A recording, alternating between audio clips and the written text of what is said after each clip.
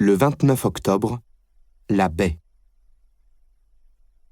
La coulée amenait au pont de Pont-Tombeau, qui avait permis le passage de Patton et de ses troupes débarquées. Il avait initié la perfusion de la liberté par l'ombilic de la géographie. La Sélune, sous les arches du pont, rechignait à mourir dans les vases de la lagune. Un chemin longeait l'estuaire par les prés salés, vers Avranches. C'était pour moi la dernière manche, la remontée du Cotentin jusqu'au cap de la Hague, où le territoire s'effondrerait dans la mer. J'avais choisi de longer la côte occidentale pour que mon oreille gauche jouisse de la musique du ressac. Sur l'autre façade, celle du débarquement, j'aurais été privé de la respiration de la marée. Être sourd d'une oreille n'est pas grave si l'on sait prévoir l'endroit où se tenir. À table, à l'orchestre, sur les péninsules, la vie est question de positionnement. Je marchais à foulée calme. 2 mois de cet exercice avaient lancé en moi une mécanique de clepsydre, que rien n'arrêterait. Le matin, j'éprouvais encore de vives douleurs dans le dos. 3 ou 4 kilomètres en venaient à bout. Un rouage actionné longtemps s'huile de lui-même. La marche avait aussi ses effets d'alambic moral, dissolvant les scories. Tout corps après sa chute, pour peu qu'il s'en relève, devrait entreprendre une randonnée forcée. L'effort depuis le Mercantour faisait son office de rabot, ponçait mes échardes intérieures. Je demeurais ce soir-là assis sur un banc de pierre contre le mur d'une maison, devant les prés salés. En face, la ligne de côte de Cancale.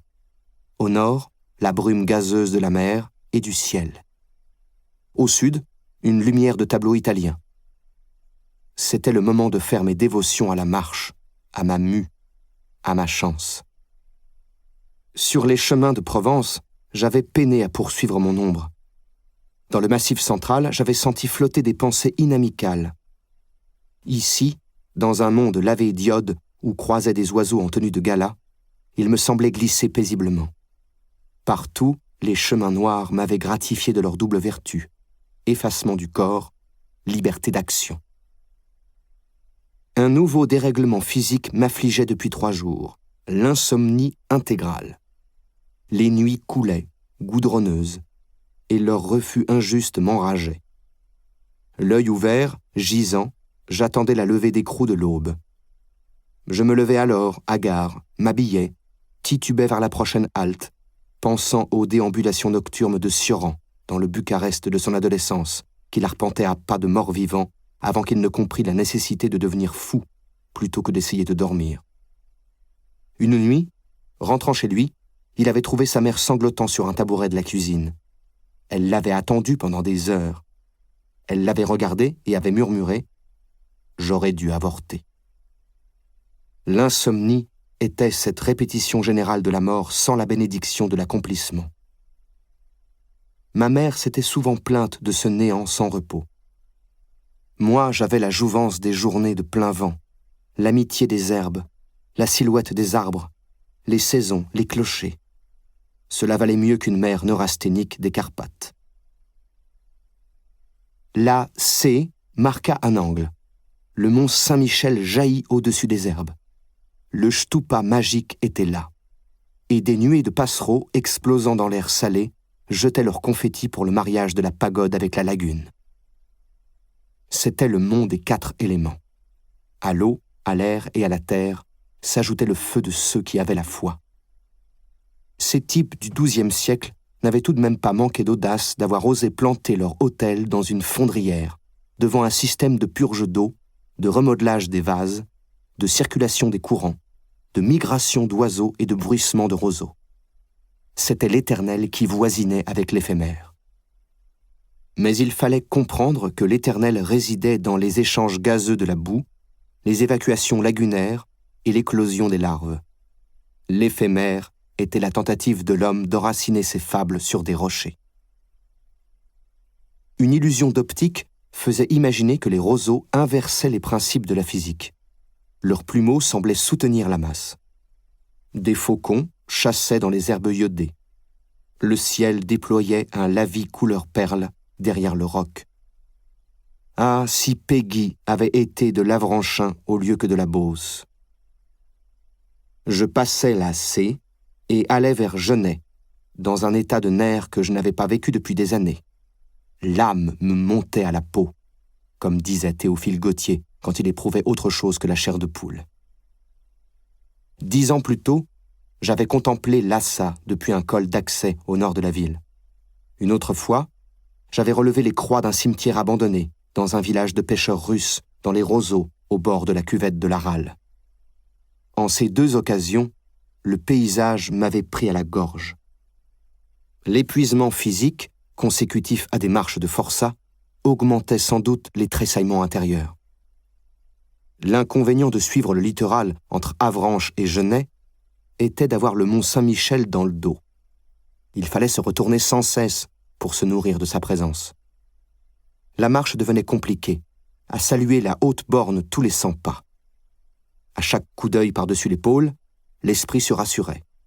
Le monde tournait, les oiseaux pêchaient, le mont demeurait, flottant au-dessus de la lagune dont les écheveaux vaporeux brouillaient tout contour. Ces vérifications finissaient par me donner un torticolis. Les limicoles non plus ne chômaient pas. À travers les trouées de végétation, je détaillais leurs balais. Mon admiration pour ces oiseaux. Ils vivaient, affairés dans la vase, se nourrissaient de vers et restaient d'une grâce impeccable, d'une propreté parfaite. Ils se tenaient à distance les uns des autres, se rendaient des privautés jamais familières. Nous voit-on, nous autres humains, pataugeant dans les fondrières? Ce serait joli. Je me jurais de rajouter à mes dernières volontés le souhait d'être jeté dans une lagune. Je nourrirais les bêtes, vers, poissons, crustacés et limicoles, et rendrais en protéines ce que j'avais raflé au cours de décennies de vie trop carnassière. Sur la ligne littorale, je fendis des accumulations de limons. Les hauts coefficients des récentes marées avaient fait saliver la mer sur les talus. Il fallait arracher des centaines de mètres à la vase, et je mis ce soir-là plus longtemps que prévu à atteindre Genêt, sans déterminer si c'était l'alluvion qui m'avait ralenti ou l'action de grâce compulsive rendue à la silhouette du mont. Le 30 octobre, à l'est du Cotentin. Cette fois, cela n'était plus une affaire de chemin noir à démêler sur une carte. Il suffisait de suivre la ligne littorale et de tenir l'équilibre entre le ressac et le silence.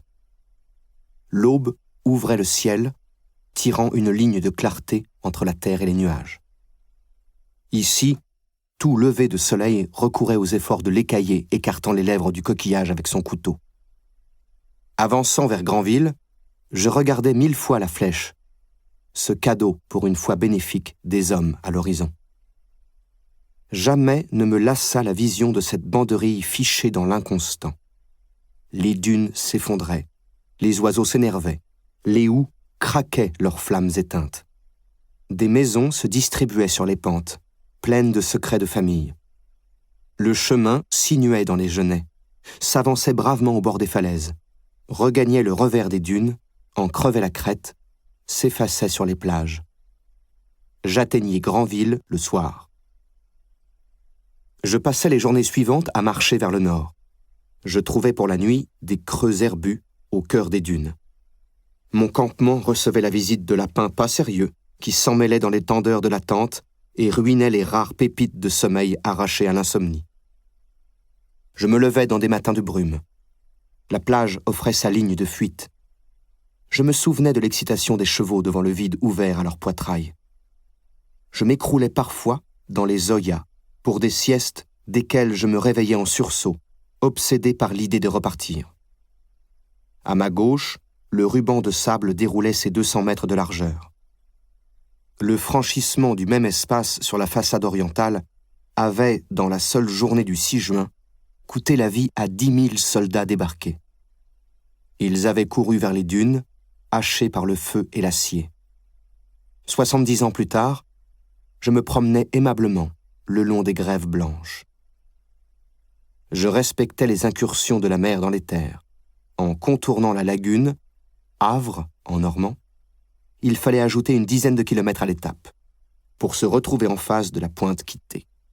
Je renouais avec ces efforts imposés par les côtes scandinaves aux voyageurs des fjords.